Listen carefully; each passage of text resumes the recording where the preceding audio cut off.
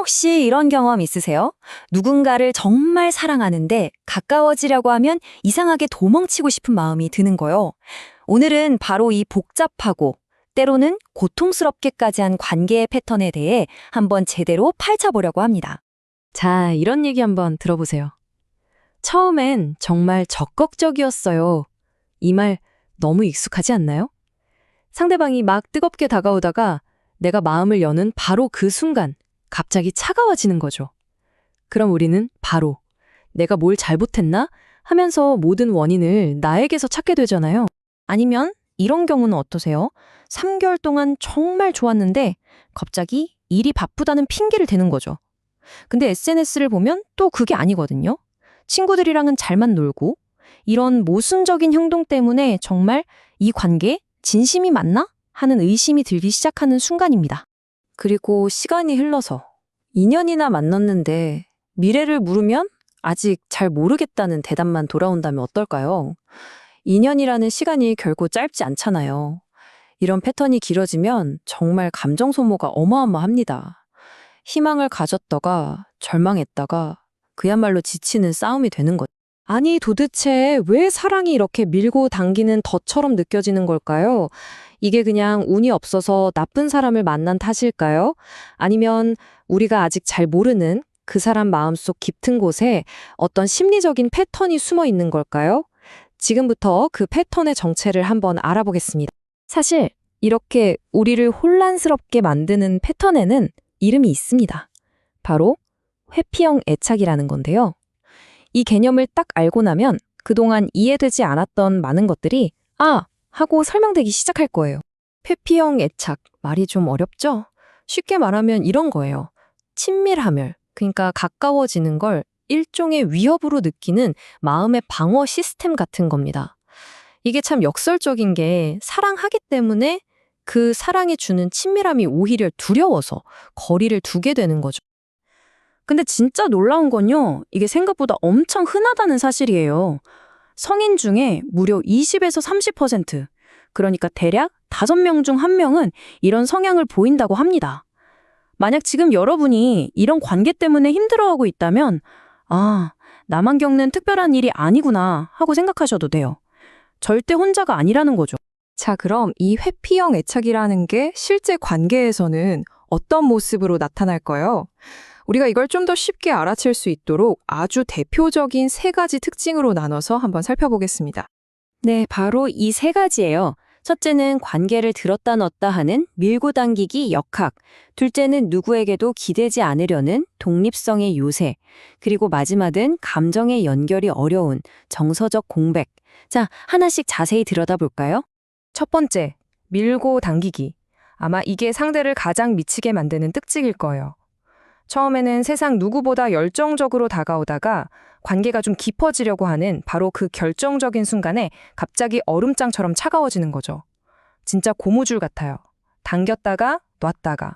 이 사례를 보면 그 마음이 어떤 건지 좀 더 와닿으실 거예요. 그녀가 사랑해라고 말하는 순간 숨이 막혔다. 상대방의 사랑 고백이 나를 옥죄는 압박감으로 느껴진다는 거죠. 바로 이 순간 친밀함이 애정이 아니라 위협으로 돌변하는 겁니다. 두 번째 특징은 바로 이 독립성의 요새입니다. 말 그대로 자기 주변에 아주 높은 성벽을 쌓아두고 누구도 안으로 들여보내주지 않는 거예요. 특히 누군가에게 의지하거나 도움을 요청하는 걸 극도의 나약함이라고 생각하는 경향이 있어요. 그래서 아프거나 이사를 하거나 정말 힘든 일이 있어도 늘 괜찮아, 나 혼자 할 수 있어 라는 말을 입에 달고 삽니다.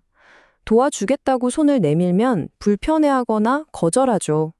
이런 행동은 돕고 싶은 상대방을 정말 무력하게 만들고 두 사람 사이에 보이지 않는 거대한 벽을 느끼게 합니다.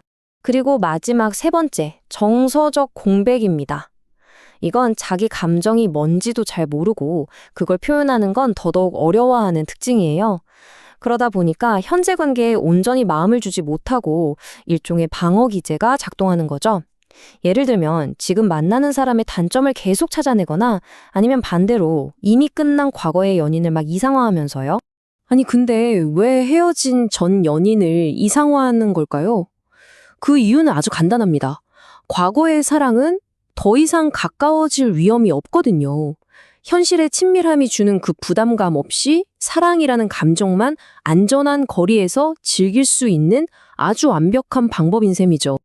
자, 여기까지 이 패턴이 어떤 건지 좀 감이 오시죠? 그럼 이제 가장 중요한 질문이 남았습니다. 그래서 어떻게 해야 하는가?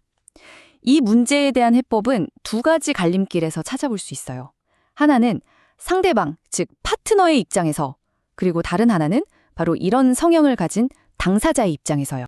만약 여러분의 파트너가 이런 성향을 보인다면 기억하세요. 그가 물러설 때 쫓아가는 건 오히려 관계를 더 멀어지게 만들 수 있습니다. 감정적인 대화를 강요하기보다는 그가 보여주는 아주 작은 표현에 긍정적으로 반응해주는 게 훨씬 효과적이에요. 그리고 무엇보다 중요한 건 그 사람에게 맞추느라 여러분 자신의 삶을 포기해서는 안 된다는 겁니다. 여러분의 행복이 언제나 최우선이라는 걸 절대 잊지 마세요. 반대로 이 이야기가 내 얘기 같다 하시는 분들도 계시겠죠. 가장 먼저 드리고 싶은 말은 변화는 충분히 가능하다는 겁니다. 첫걸음은 내 안에 이런 패턴이 있다는 걸 인정하는 것, 즉 자각이에요. 그리고 도망치고 싶은 충동이 확 올라올 때 행동하기 전에 딱 5분만 멈춰보는 연습을 하는 거죠. 혼자서 바꾸기 어렵다면 전문가의 도움을 받는 것도 좋은 방법입니다. 그건 약해서가 아니라 변화하려는 진정한 용기의 증거니까요. 그렇다면 정말 이 힘든 패턴에서 벗어날 수 있을까요? 네, 물론입니다. 치유는 이것도 바뀔 수 있다는 믿음에서 시작돼요. 시간과 노력을 들인다면 이 이야기는 분명 다시 쓰일 수 있습니다. 다만 한 가지 기억해야 할 게 있어요. 변화는 단거리 경주가 아니라 마라톤 같다는 겁니다. 수십 년 동안 내 몸에 익숙해진 패턴이 하루아침에 바뀌기는 어렵겠죠. 여기 보이는 타임라인처럼 패턴을 인식하는데 몇 개월, 행동이 바뀌기 시작하는데 또 몇 개월, 이렇게 꾸준한 과정이 필요해요. 조급해하지 않는 게 정말 중요합니다. 그리고 무엇보다도 이 점을 꼭꼭 기억해 주셨으면 좋겠습니다. 회피형 예착은 성격에 결함이 있거나 사랑할 능력이 부족한 게 절대 아니에요. 그저 아주 어렸을 때 상처받지 않기 위해 나 자신을 보호해야만 했던 나름의 생존 전력이었던 겁니다. 맞아요. 그 전략, 그 방어막은 분명 그때 당신을 살아남게 도와줬을 거예요. 하지만 어른이 된 지금은 어쩌면 당신이 더 깊고 충만한 관계를 맺고 성장하는 것을 막고 있는 벽이 되었을지도 모릅니다. 과거의 나를 지켜준 전력과 현재의 내가 원하는 행복을 구분하는 것, 바로 여기서부터 진짜 치유가 시작됩니다. 이제 여러분 스스로에게 한번 물어볼 시간이에요. 과거의 생존 전략을 이제는 조금 내려놓고 현재의 나를 행복하게 해줄 새로운 연결 방식을 배울 준비가 되셨나요? 결국 진정한 사랑이라는 건 완벽한 두 사람이 만나는 게 아닌 것 같아요. 서로의 불완전함을 알면서도 도망치는 대신 기꺼이 곁에 머물러 주려는 그 용기에서 시작되는 거겠죠. 오늘 우리가 함께 나눈 이 이야기들이 바로 그 용기를 내는 아주 작은 첫걸음이 되었기를 진심으로 바랍니다.